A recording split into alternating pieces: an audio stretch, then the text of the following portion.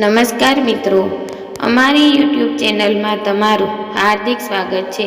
તો અમારી ચેનલમાં નવા હો તો લાઈક શેર સબસ્ક્રાઈબ જરૂર કરી દેજો। તો આજે આપણે તમને એક કહાની વિશે વાત કરીશું। તો ચાલો શરૂ કરીએ આજની આ કહાની। તો ધ્યાનથી સાંભળવા નમ્ર વિનંતી।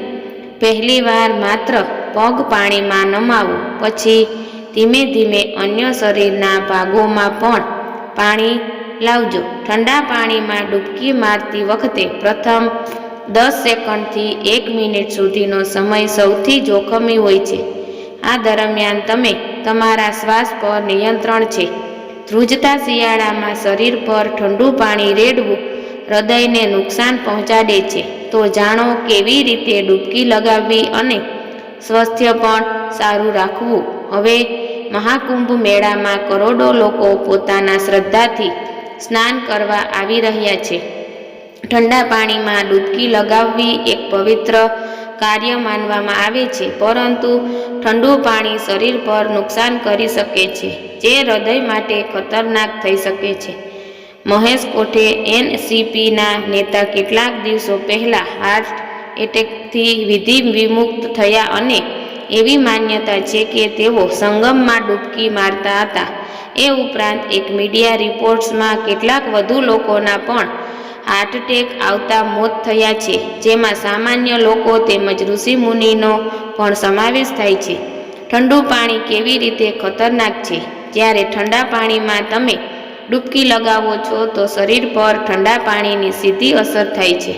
આ ઠંડીથી શરીર પર પ્રેશર વધે છે અને હૃદયના ધબકારા ઝડપી થઈ જાય છે, જેના કારણે બ્લડ પ્રેશર વધે છે।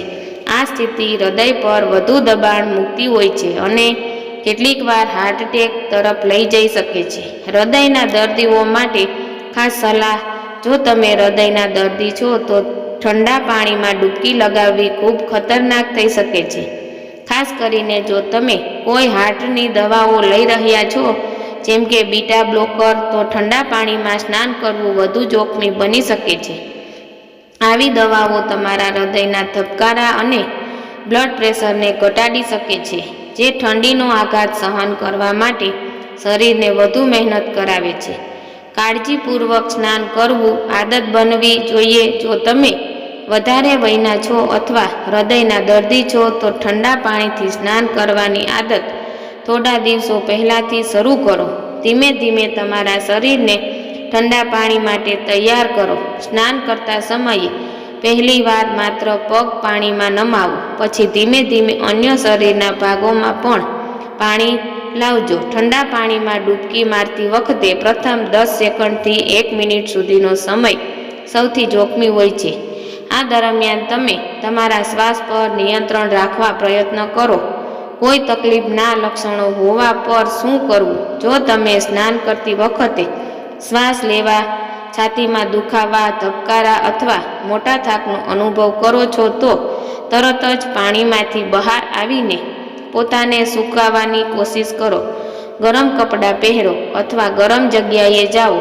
સાથે, જો તમે ઠંડા પાણીમાં સ્નાન કરવું માંગતા હોય તો પહેલા ડૉક્ટરની સલાહ લેવી જરૂરી છે, ખાસ કરીને જો તમે હૃદયના દર્દી છો।